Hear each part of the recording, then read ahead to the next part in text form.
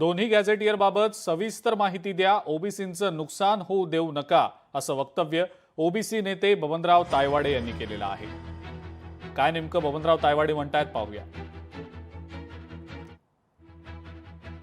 महाराष्ट्र राज्यात सध्या सुरू असलेल्या या आंदोलनाच्या अनुषंगाने आंदोलनकर्त्याची जी मागणी आहे त्यानुसार हैदराबाद गॅझेट व सातारा गॅझेट सरकार लागू करणार अशा प्रकारच्या बातम्या येत आहेत, परंतु याविषयी जोपर्यंत सविस्तर माहिती आमच्यापर्यंत पोहोचत नाही तोपर्यंत आम्ही त्याच्यावरती भाष्य करू शकत नाही।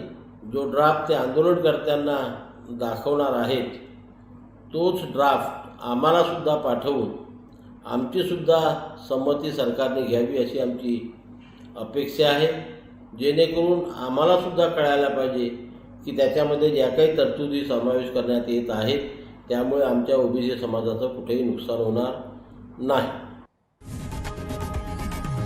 लोकशाही मराठी ऐका, पहा, जागरूक रहा।